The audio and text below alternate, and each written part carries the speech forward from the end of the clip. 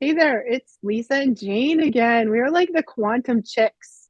We're your quantum mystic girlfriends. I love So, um, yeah, let's talk a little bit about this idea of quantum shifting, Jane. What do we mean when we say that? Yeah.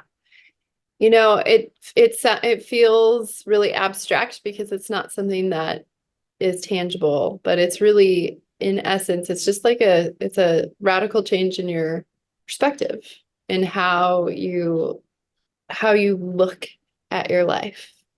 And so often this comes with a change in your consciousness, a rise in your consciousness. And so it's kind of like if you have a radio and you turn the dial, it changes the frequency, and you turn the dial to a new station. Um, that's basically quantum shifting, and really it's like matching um, your desired outcome, your desired life, your desire with the algorithm of the that desired life. That makes sense. So it's like, Pattern matching. I feel like, like there's this we live in this universe that's full of limitless possibilities, right? It's the multiverse, Yeah. and there's every possibility for you out there on the planet that you can imagine. And we have a certain vibration, a certain resonance that sort of is an amalgam of our thoughts, our beliefs, our physical vibration, our vitality. All of those things kind of come together into our beingness that then sort of magnetizes the things that happen to us. Is that Yeah. is that fair to say? Yeah. And then when we like the quantum shift is when you, like you said, you change channels. So maybe you're like in a real like I can't ever get what I want, or I can never make enough money, or like my life is I'm kind of a loser, or like my life is a mess. We have these kind of um things, and then that and that's not, this isn't to like a blame the victim thing. It's just sort of really one of the universal laws. When we shift our vibe and we that's where you change the channel, maybe to like I am worthy, I do deserve, to have these things. And then that's the shift, and all of a sudden you create and manifest at a different level. That is Yeah. that fair to say? Yeah. And it's a universal law that now I'm gonna botch what it probably is actually called, but it's essentially the law of yes. The universe only says yes. The universe Right. does not say no. And so if you have that mentality of I can't do this, the universe says, and so it is.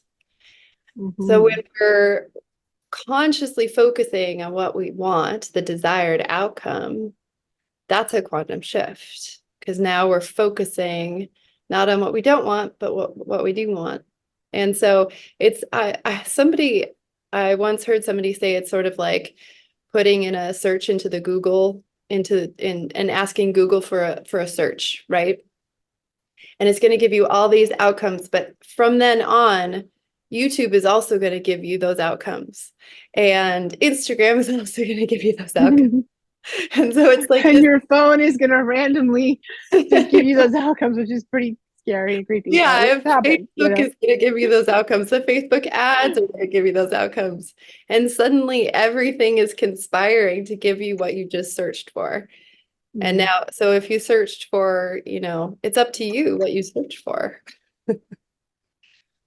Wow, that's so cool. And I notice people have these, some people work at it, right? Like you sit down, you decide you're going to have a quantum Yeah. shift. Maybe you meditate, maybe you do affirmations, maybe you like sort of look at uncover or something like NLP.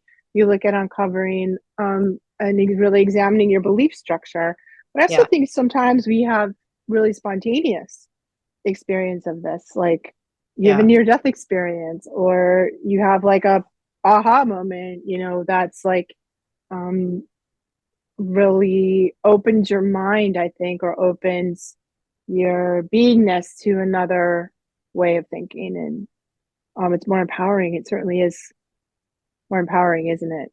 Yeah. I do think that you can really work at it. I think there's practical tools to work at it, and that's something that, you know, I'm I'm writing about in my book, the practical tool side, but for sure people have those spontaneous, and I do think it's like the consciousness rising. You know, I think Yeah. it's like quick, you know, spontaneous like jump in consciousness or jump in frequency. And I don't know. I have tons of curiosity around this, and I'm sure you've looked into it or met people who have had these, but you know, I think it's like the the oversoul or the higher self sort of being like, "Hey, we need to speed this up." Or I don't know. I have curiosity around those spontaneous ones, you know. Yeah. I mean, I think a lot of it has to do with like sort of how much spiritual practice you're doing. Like if you're living kind of like a quote normal life, and then all of a sudden you go to yoga teacher training and you're spending hours on the mat every day doing yoga, meditating, you clean up your diet, you become a vegetarian, like, all the things you might do in yoga teacher training, you I think it's like kind of dropping the lower vibe things that we do, Yeah. like, you know, watching a lot of TV, eating a lot of crappy food, drinking and smoking, like gamble, like hanging out in sort of shadowy places, which, can be fine, but it's definitely, they have a vibe that goes with that. And then when we Yeah. shift, we start surrounding our life, living a cleaner, happier lifestyle, and then spending more. I don't know. It seems like a lot about lifestyle, like what we're putting in our bodies, what we're spending our precious life energy engaging in, you Yeah. know, and and also spiritual practice, right? Yeah. Like how we're connecting to the universe and God. Yeah. Yeah. And I think spiritual practice is key 100% of the time. I can't, you know, in order to, let's say you have the spontaneous awakening, I think that Kundalini rising, I've personally met plenty of people who have had that really spontaneous and then they sort of collapse afterwards or they fry afterwards because they Yeah, don't have the the like container to hold the capacity of all of that energy. And so it's the spiritual practice that slowly builds out. It's the build out, right? It's the pyramid. You have to have that build out and foundation right. to hold all of that energy, really, that high frequency, you know, and you're essentially going higher towards, I mean, God, but closer than that, we'll just say the angels. Closer than that, we'll say the masters, you know, ascended masters. Um, And when you are sort of gaining that build out, creating that build out, and you're able to reach the higher frequencies, then I think that's also why it's easier. Um, Not to say that there's some great manifestors out there who have this like earth plane on lockdown and they can manifest anything in a second, and they don't necessarily have a high frequency. I think we all know also have lots of examples in our lives. Um, but you know, it's an which that in itself is an interesting thought, you know, how to really um how manifestation in a quantum shift, you know, interesting. I don't have an So answer here. interesting. I noticed just for myself, like that shift for me has been a lot around like, like breaking my addiction from like muscling my way through the world, which I'm really good at doing.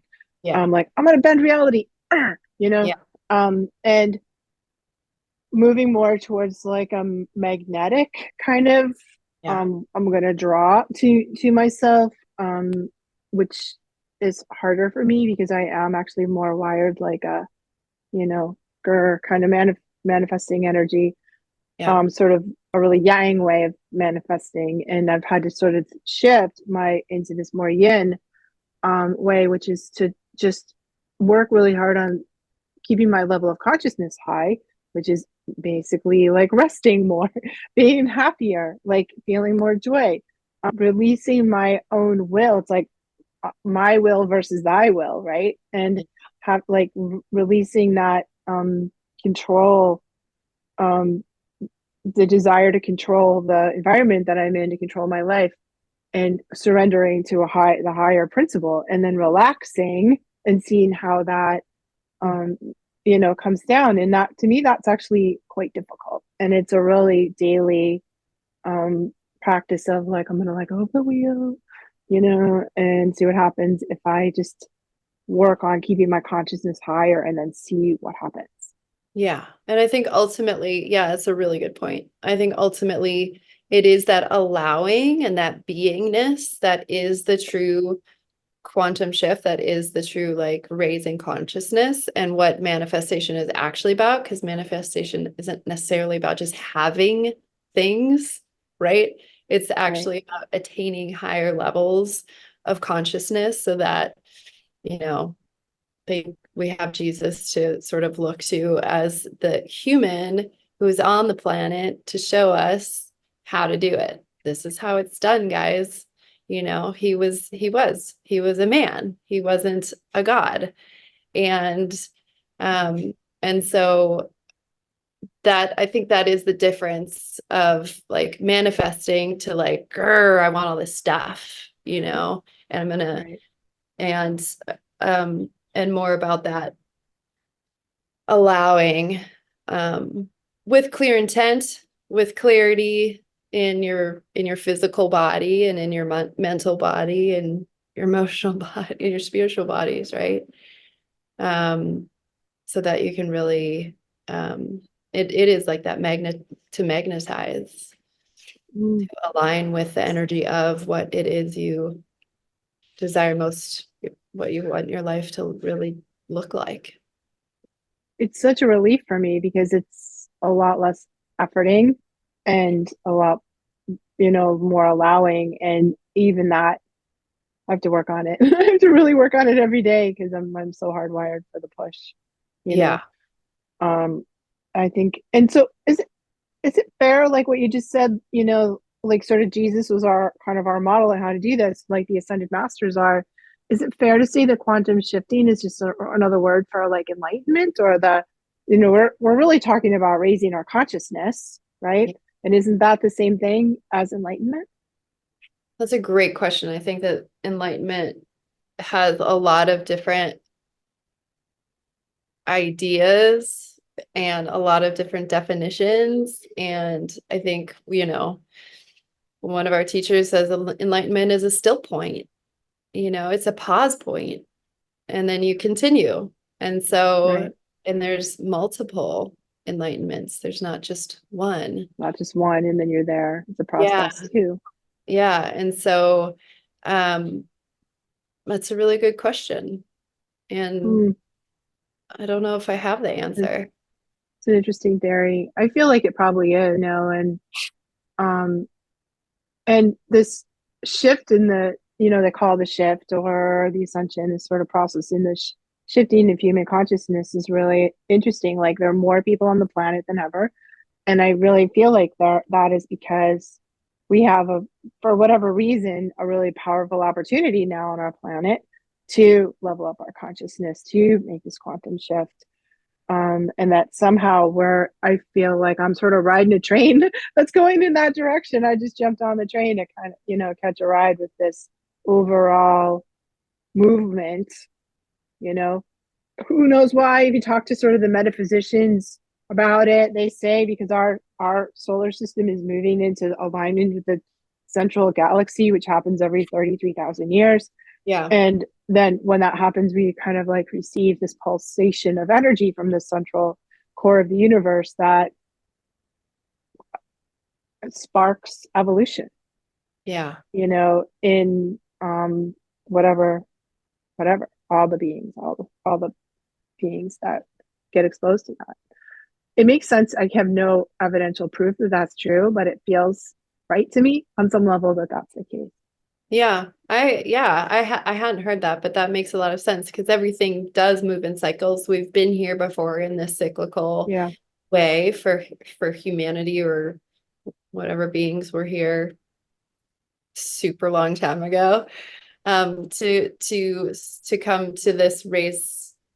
It's like an acceptance of and a focus of this raising consciousness. And I know that the Earth's consciousness and vibration is rising, and we're kind of just following suit. Right. And I just think of it as like, are we going to be able to step up and actually meet what is being asked of us, to step, I suppose it's what people talk about, like third dimension to fifth dimension, but really, when we're talking about dimension, that we can, uh, there's so many more dimensions than fifth dimension. It goes so much further. And um, yeah, I think that the quantum shifting is like on that same path of living a life that is more in alignment, not only with ourselves, the people around us, nature, you know, all beings. It goes from like that really like an ego-based lifestyle to ultimately, when you really think about it, like a unity consciousness lifestyle. Yeah, that's such a good point, Jane. And they talk about like unity consciousness is the next evolution. And I remember when I was little, I mean, it was probably in my 20s. Um, We it girl. seems kind of little back from here at this point, but hearing like that about the age of Pisces and the shifting into the age of Aquarius, and my guides told me at that point that the we're moving out, the age of Pisces is the age of polarity, like where we have this polarized universe that we've been living Yep. in, and especially on this planet, and that the age of Aquarius is the age of unity, and Yeah. unity consciousness. We sort of ascend this sort of I individuation, or if you know the chakras, right? Then we're coming out of our humanity's been at this third chakra level, which would be that individuation point. Like I'm a me, I'm a self in this, and then we move into the age of the heart. We uplift, we shift into the frequency of the heart, which is more about, well, where are we there, we're part interconnected web of existence, that we are one little part. We're not the dominant species that we've sort of been, trained to believe in a very sort of, egocentric kind of way, Anyway, that's gives me hope that, it seems hopeful, doesn't it, that maybe we can come out of this polarization, which causes so much strife and aggression and war, and move into a state of unity, which seems a lot more friendly. Seems a lot more friendly. Yeah, it is hopeful. And I think that that's why, you and I do this work at all, is because we're here to um, help humanity. And I know that that's why I'm here. Yeah. And it's like, and that goes back to this idea of manifestation. We're not like, there's nothing wrong with having, $25 million in your bank account. I think it's great. And that's not the point, The point is to have that and help humanity in this unity consciousness where, and it really is that shift. Maybe that is the quantum shift, is coming from like a self-serving survival mentality, which we've been in for Right. however many thousands of years, and rightfully so, to this realization and this understanding how intricately connected we all are. Like you said, this web, and that if when we rise as an individual, everybody around us rises as well. And so it's like we're so Quantum shift is catching. yes, catching. It catches on, and it's so important. And we all need to do this together. Like it's not just one of us. And again, going back to Jesus, he knew that. It's not just me. This has nothing to do with me. I'm not special. You all can do this. And I Yeah. think Super cool. I know you said you had some tools. Let's talk about let's bring it into the practical. So Yeah. what can we do in a practical sense to make the quantum shift? Well, I mean, there's a lot. And I think, like you had touched on, just the personal practice of a spiritual practice. So whether it's meditation, always meditation, in my opinion. It should be, it's like the foundational. But, even journaling for self-awareness so that you start seeing, um, so you can start looking at yourself and looking at your life, in a new way.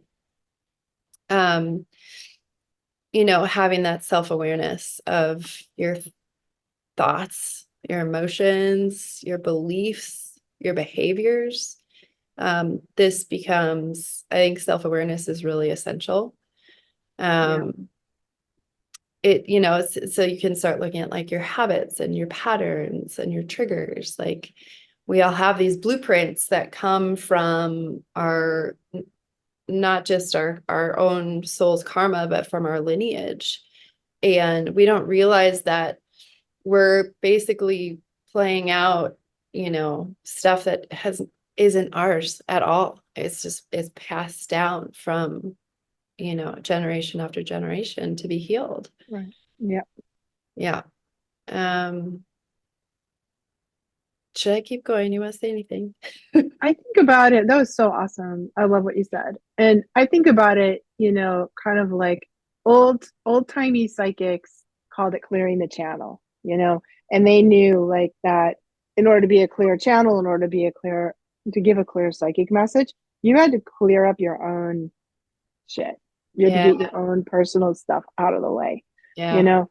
And that there's a process I think we go, or in alchemy, in some of the mystery school stuff, they call this the purification process, where you purify your chakras. And that's how I learned how to do it, was by working with the chakra system yeah, and really examining what's in the chakras and clearing them, healing them, looking like cleaning up the traumas we've had, whether they're intergenerational, as you said, or they're this lifetime or their past lifetime stuff. yeah, We have to kind of like clear the fragments and the unprocessed emotions, unprocessed trauma out of the way so we can be the clearest channel that we can be. yeah, And that seems to me like there's so many different ways to do that. Um, and I feel like it needs to be done like physically.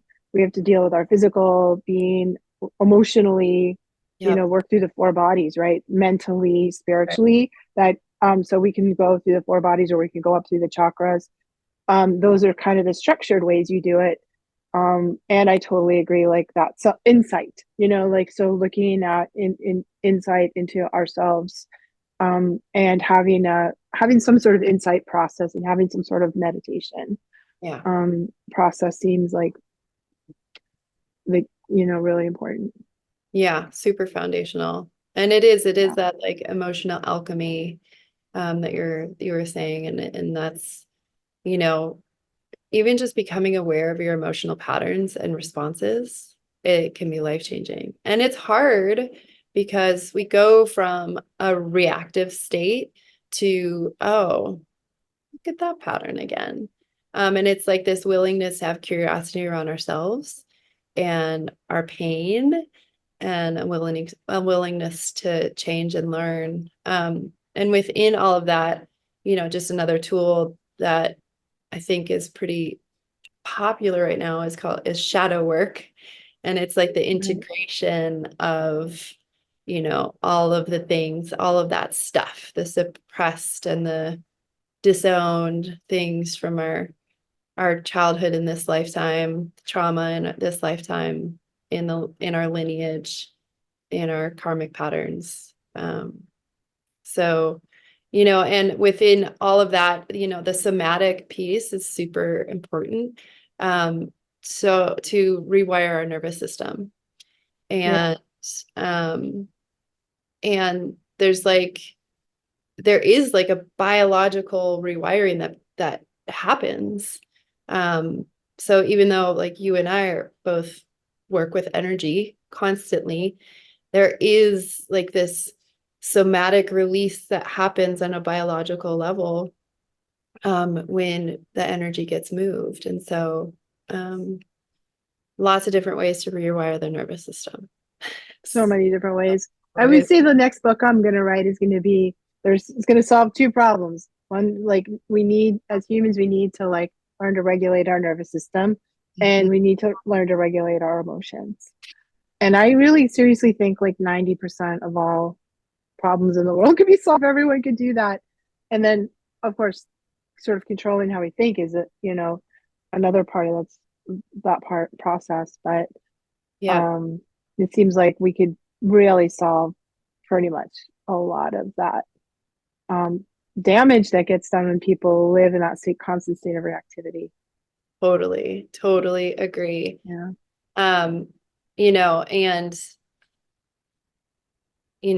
when we're talking about the mental body and how it relates to the emotional body, it's like these beliefs that really hold us in these patterns.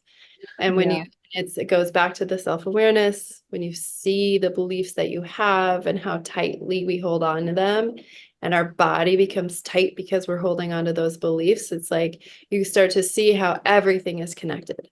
All the four bodies are so intricately connected, and we cannot, when we bring it back to having this quantum shift, you cannot have a quantum shift if you're holding tightly to old beliefs. It just can't happen. And so not to say that we can't have beliefs. Beliefs are fine. They're gonna happen, but if they're limiting us in any way, it's just the awareness of that is Right. really It's important. the beliefs. I think it's like examining them, looking at them. Yeah. Like, I think considering, are they true? Do our beliefs need an upgrade, or are Yep. they just the same old, unexamined, sort of low vibey beliefs we got from our family, our culture, like our environment as we were growing up? Those things get installed into us before. By the time we're 5 years old, we've been fully loaded with beliefs that maybe Yeah. are true, maybe aren't, you Yeah. know? And like that's sort of a painful process, I think, of really looking at your thoughts, your beliefs, and asking yourself, is that true? Um, and I love the work of Byron Katie. Is that true? How do we know that's true? Who So would true. I be if that wasn't true? All that stuff. She's got such a good process for clearing that out. And NLP too, neuro linguistic programming, which is all about changing your way you think by changing the way you speak, or by really examining the way you speak. Tony Robbins made that famous, but Yeah. it was good technology. It's still really good. Affirmations, all these kinds of things um, that we really, and as a Reiki practitioner, energy medicine practitioner for 25 years now, I really noticed that we have like a thought, and that thought, maybe that thought is something like, I'm not worthy, right? And then that thought goes into a feeling, and that Yeah. feeling might be like shame or something like that. And then that feeling gets lodged in the body. So it sort of moves through the layers of the four bodies until it lands in our body, and then you have a physical problem that manifests in your body somewhere as a disease or an illness. And Exactly. I feel like we kind of have to back out of that process. So sometimes we start with the body. We're like, oh, I'm sick, I have this thing, then we have to like, oh, that's shame in there, that's why we have to sort of process that shame. And then we are like uncovered that that's all down to this faulty thought we have. And that's kind of like how things get downloaded, and how I think we have to sort of excavate them Yeah. out. Yeah. The deep shadow work. That's like, Yeah. there's so many layers to it, and it's all correct. Like there's no wrong way to do it. It's just Yeah. the bravery to do it. Mm. And I think, yeah, we've listed a lot of great tools: breath work, intention setting. I mean, there's so Yeah. many, so So many many. tools. The list kind of goes on and on. Um, Yeah. and I just want to touch on, when we're talking about even just the quantum field of possibility, when we're talking about quantum shifting, I think is really important, um, to say that I always think of the quantum field as like when you think about space, like outer space, there's all this space in between all these stars and planets and comets and whatever is out there, right?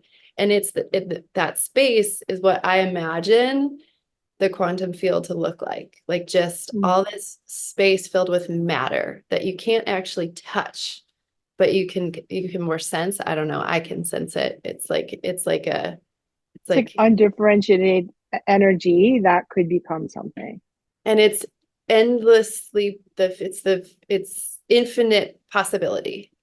So Mm. anything can be pulled from that field and created, and it has everything around us. You can look at anything. It was all pulled from that field, and made manifest. And so really understanding, again, with like patience and practice and genuine curiosity, what is possible. And we need to have that feeling of curiosity so we can open up our own field and our own, your when you're holding curiosity in your Mm. body physically feels different, as Right. opposed to like, no, this is the outcome. There's only one Mm. outcome. Your whole body feels different. It's like tighter. It feels like there's no options. Your breath feels different. But when you have this curiosity, everything changes. You can breathe differently, your lung, and so getting into that, Mm. again, that's a mindset and understanding that that field is always there. Um, then we can begin to have this play with it and understand there's like this natural, organic relationship that's always happening. But whether we like So it, cool. whether we're manifesting good stuff or bad stuff, not that there is good or bad, but you know what I mean. So I love that. yeah, I love that. Like one of my spiritual teachers taught me this phrase to use, which is "I wonder how." yeah, And because wonder is actually wonder is such a good yeah, energy to bring into the quantum. yeah, Wonder is kind of like curiosity, but there's sort of like a childlike joy, like with wonder. Yeah, I yeah, wonder how. So if you feel something that's like impossible, I wonder how, you know, blah blah blah can happen. I yeah, wonder how, you know, I wonder how I can get that house in France. I wonder how I could spend 6 months living in France every year. yeah, And that what happens is if it seems impossible, the that kind of question tactic, right? yeah, Especially with I wonder how could I get this to happen? How could this happen? Opens us to the field of possibility. yeah, yeah. And it is that invitation to dream without boundaries. Yeah, Because why not? Because why why not? not? And then you can align with that infinite creative power of the universe Right. where anything's possible. I love it. And then this is where you say, yes, but I would not be a linebacker for who? Patriots? The Patriots, yeah. I wonder how I could be a linebacker for the Patriots. It's not going to happen. No, but you could get so close. You could get so close that you would be out there with the Patriots and you would throw the first ball at the If beginning. that's what I really wanted to do, but If that's what and you really wanted to do, yes. I also Obviously, think there's there's some some of limitation. it's like about our life purpose too. Like, like if Totally. it's not really on our ticket, maybe there's no way to do that. But I don't even know if that's fully true. I think you're right. I think we could get close, Yeah. even to the things we think we couldn't do. Yeah. Yeah. Yeah. And that's Yeah, what's wild about it is the universe will right. get us as close as possible, knowing that you are female embodied and actually will not be playing for the NFL this time around. And probably never. Like, yeah, that's not really gonna happen. But I don't want it anymore. I'd rather go live for 6 months in France. Oh, it's But gonna happen. yeah, Watch out, everybody. This is this this is is the quantum shift happening right in front of you. speaking it into reality, and now everybody who's listening is gonna be helping to Yeah. align that for you. Yeah, my friend Wendy, she talked about Wendy Kaplan. She's an amazing coach, and she talked about sort of the power of declaration. So in her circles, people would declare things, declare like, I'm going to declare that I'm going to live for 6 months in France. Yeah. I'm just telling y'all right now. I don't know how that's going to, I wonder how that's going to happen, but I'm going to declare that that's going to happen. And that sort of declaration is also starts Yeah. coalescing you know, things into reality. Yeah. Yeah.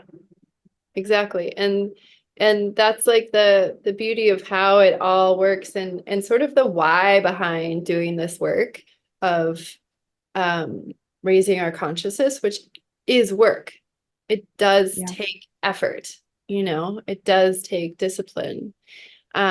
Because then we live the life of our wildest dreams, right? And that's everything does take effort, and the universe loves us working hard.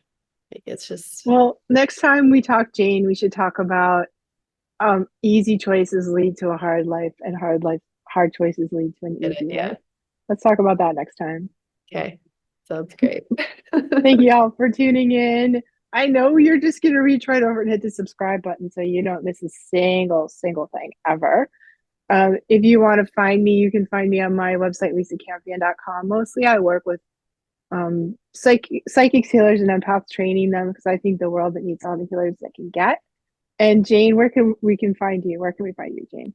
Yeah, janebearhealingstudio.com. Mostly I work with clients, people who are looking to heal their relational field, their lineage and relationship with themselves. So come and join us. We're excited that you're here. And this has been super fun always with my teacher, friend, mentor, Lisa. Always fun. Oh, thanks, Jane. And thanks all of you guys for joining. We'll see you again real soon. Bye.